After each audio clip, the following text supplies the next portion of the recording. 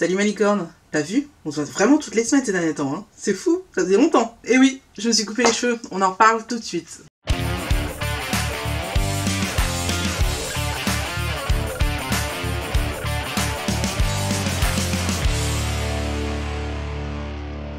Coucou mes licornes, je suis ravie de vous retrouver pour cette nouvelle vidéo qui est un peu particulière parce que elle marque un an de vie de cheveux naturels. Enfin, normalement ça fait un an jour pour jour que je ne me suis pas défrisé les cheveux et depuis le départ j'avais décidé de me couper les cheveux, mais je voulais me couper genre ça de cheveux, je voulais couper les pointes quoi, parce que vous savez que j'avais des longueurs défrisées et que les cheveux défrisés sont extrêmement abîmés. Ça me cassait les pieds dans le sens où quand tes cheveux sont très abîmés en fait, t'as les écailles qui sont écartées et qui du coup s'accrochent les unes aux autres.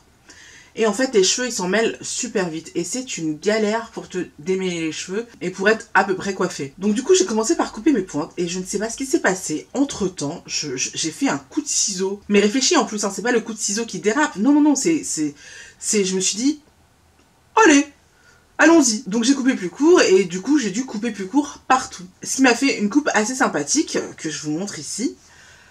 Et j'ai mis cette photo sur Instagram et que j'ai envoyé aussi à tous mes proches et tout le monde était en mode waouh, c'est trop beau, ça te va trop bien, c'est cool et tout, je suis trop contente pour toi. Et donc sur cette photo que vous voyez, il me reste à peu près 3 cm de cheveux défrisés. Et si ça plaisait à tout le monde, mes cheveux courts comme ça, à moi ça me plaisait pas du tout. Et je me disais putain, vivement que ça pousse. Et du coup le lendemain matin, je me suis réveillée et je me suis regardée dans la glace et je me suis dit, en fait, puisque tu n'aimes pas ta nouvelle coupe, foutu pour foutu, coupe toutes les longueurs défrisées, comme ça tu n'auras plus à le faire, ce sera fait et tu n'auras plus cette angoisse de la coupe de cheveux pour couper tes pointes défrisées. Et donc tout à l'heure, là, il y a quelques heures, j'ai coupé toutes mes pointes défrisées, j'ai coupé toutes mes longueurs. Ça y est, là, tel que vous me voyez, c'est mes cheveux naturels, tout est naturel là, et c'est ma vraie texture. Je vous laisse la voir. Alors il y a un peu de blanc, vous inquiétez pas, c'est de la crème parce que mes cheveux sont pas encore tout à fait secs.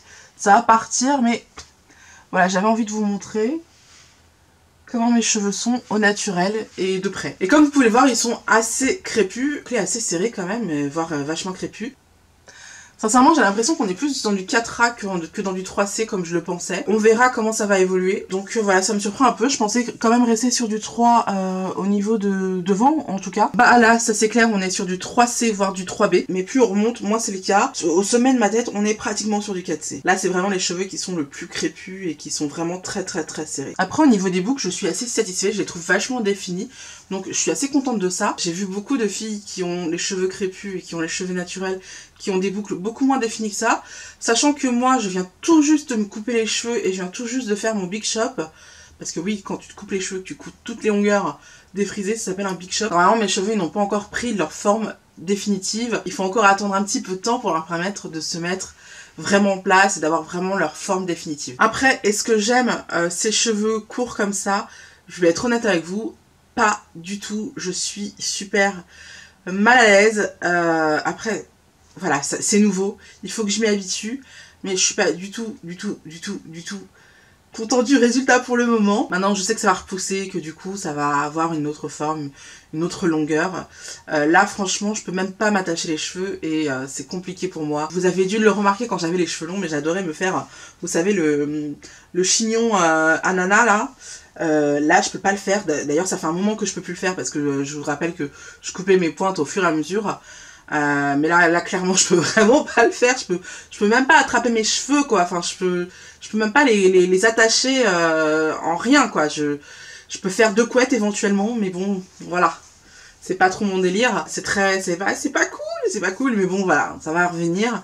En revanche, ce qui est certain, c'est que c'est un soulagement de malade. De faire son big shop, c'est vraiment un soulagement de malade. Quand tu es en transition, que tu veux passer au naturel et que tu as les cheveux qui repoussent, tu dois jongler entre 2 textures totalement différentes, dont l'une est super abîmée et l'autre est en pleine forme. Et tu n'arrêtes pas de te dire, putain, vivement que je coupe ces longueurs, j'en ai marre, j'en peux plus, vivement. Mais en même temps, tu appréhendes parce que tu te dis, mais à quoi ça va ressembler ? Et tu as peur de le faire, tu as peur de rater ton coup, tu as peur de plein de choses.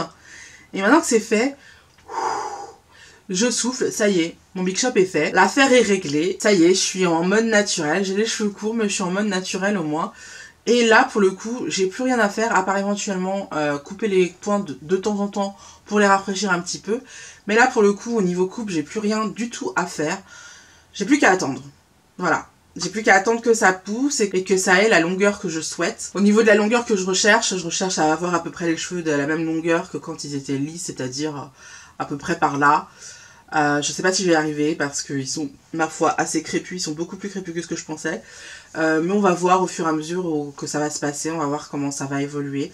En tout cas, pour le moment, le Big Shop est fait et je suis assez satisfaite. J'avais envie de finir cette vidéo en vous parlant de certaines choses que j'ai réalisées depuis que j'ai les cheveux naturels et de certaines choses qui m'ont aidé dans mon chemin, dans mon cheminement vers le cheveu naturel, en espérant que ça aidera certaines. La première chose qui m'a aidée, c'est vraiment la marque Aromazone. J'avais toute une boîte déjà de produits Aromazone que j'utilisais plus ou moins, parce que quand tu as les cheveux lisses, finalement, tu n'utilises pas trop tout ce qui est huile, tout ce qui est beurre, tout simplement parce que quand tu vas te lisser le cheveu, l'huile et le fer vont brûler ton cheveu, donc tu évites ce genre de choses, donc tu évites d'utiliser des huiles et des beurres. Et la marque Aromazone, leur recette c'est quand même souvent à base de beurre et d'huile, donc c'est pas du tout recommandé pour celles qui ont les cheveux défrisés. Maintenant que j'ai les cheveux naturels, je me suis ruée sur les produits que j'avais déjà. Et j'ai fait des commandes de malade chez Aromazone. Je crois que le patron d'Aromazone peut s'offrir une piscine grâce à moi et à ma mère, parce que ma mère elle est pareille que moi. Ma mère est blanche, je suis métisse, je le précise, donc c'est pas du tout pour les mêmes raisons que moi. Mais en tout cas, elle aussi elle est super fan des produits Aromazone, donc à nous deux, on fait des commandes, mais genre une fois tous les 2 mois, on fait au moins 50 balles de commandes. Voire la dernière, je crois qu'elle était autour de 80 €. Aromazone c'est vraiment notre dada et c'est super cool pour tout ce qui est hydratation du cheveu. La deuxième chose que j'ai compris, c'est que pour avoir des boucles définies, le mot clé c'est hydratation.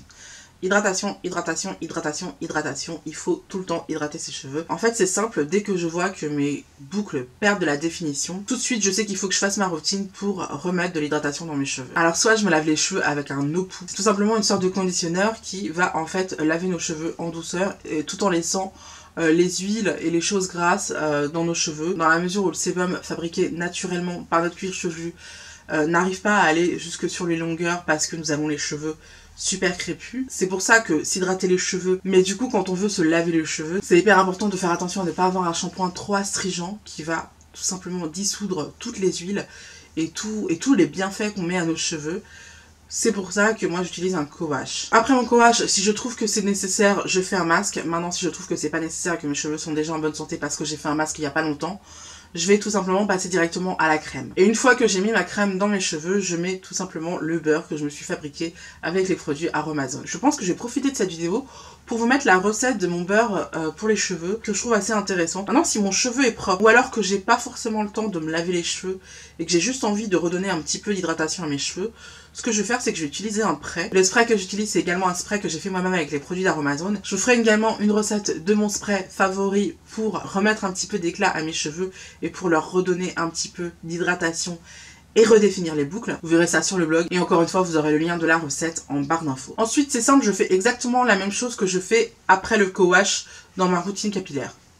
Rien ne change, c'est-à-dire que je mets ma crème, je mets mon beurre et roule ma poule. En fait ça, utiliser un spray, après utiliser la crème, après utiliser l'huile, c'est ce qu'on appelle la méthode LCO qui veut dire liquid, donc liquide, de l'eau tout simplement, cream, la crème, et oil, du beurre ou une huile. Tout ce qui est corps gras. Et donc c'est une méthode super recommandée par les afro-américaines. Depuis que je fais ça, mes cheveux vont tellement mieux. Tellement mieux. La troisième chose que j'ai compris depuis que j'ai les cheveux naturels, c'est apprendre à remettre à leur place les blancs, entre guillemets, enfin les gens qui ont les cheveux lisses en tout cas, qui ont tendance à railler les cheveux afro. Faut être honnête, sincèrement, les gens n'ont pas l'habitude de voir d'autres personnes avec les cheveux crépus. Ils ont tendance à railler ça et à se moquer d'eux. Et c'est très pénible. Surtout quand dans ta propre famille il y a des blancs et que tu te prends des remarques de gens de ta propre famille qui sont censés être ceux qui te comprennent et qui vivent la même chose que toi. Moi c'est pas mon cas en fait, les gens les plus proches de ma famille sont blanches, en tout cas ils ont les cheveux lisses. Donc ils ne comprennent pas forcément que mes cheveux crépus font partie de mon héritage africain et qu'à partir du moment où ils se moquent de mes cheveux crépus, ils se moquent également de mon identité ethnique Et c'est pas du tout cool. C'est absolument pas cool, c'est pas drôle. Et ça, quand t'as les cheveux naturels, il faut vraiment le faire comprendre à des proches. Il faut vraiment ne pas hésiter à rentrer dans l'art et à dire non mais ce que tu dis, j'accepte pas. Voilà, je n'accepte pas tes remarques. Et c'est important de le faire tout de suite si tu veux qu'on te foute la paix par rapport à ça. Et que les gens respectent et que les gens comprennent que tu es en train de redécouvrir ton cheveu, que tu vas faire des expériences, qu'il y a des trucs qui vont se passer, qui vont pas être forcément ce que tu attends. C'est une très belle texture, c'est un très beau cheveu. Maintenant, c'est pas facile, quand on n'est pas habitué, c'est pas facile à la travailler. Ça s'apprend, c'est des choses qui s'apprend, ça ne vient pas du jour au lendemain. Donc, forcément, au début, tu galères un peu, tu fais tes propres expériences, il y a des trucs qui vont, des trucs qui vont pas. Et c'est important de pouvoir remettre à leur place les gens qui vont se permettre des commentaires par rapport à ta manière de te coiffer. Enfin, la dernière chose que j'ai compris et qui a été super bénéfique pour moi, c'est que maintenant que je me suis coupé les cheveux, que ça y est, que mes cheveux sont courts, je pense que je me suis défait de tout un pan totalement narcissique de ma personnalité, c'est-à-dire que mon apparence a moins d'importance pour moi. Déjà, mon apparence a jamais eu énormément d'importance pour moi, malgré les apparences justement, malgré le fait que j'aime prendre soin de moi, que j'aime me maquiller, que j'adore la mode et des trucs comme ça. Mon apparence à moi n'est pas si importante que ça pour moi déjà à la base. Tout simplement parce que je considère que ce que je suis n'est pas mon apparence. Mais alors là, maintenant que je me suis coupé les cheveux, vraiment, j'ai compris ce que ressentent les femmes qui se rasent les cheveux. Vous savez, il y a tout un mouvement comme ça de femmes qui se rasent totalement la tête. Et je comprends en fait pourquoi.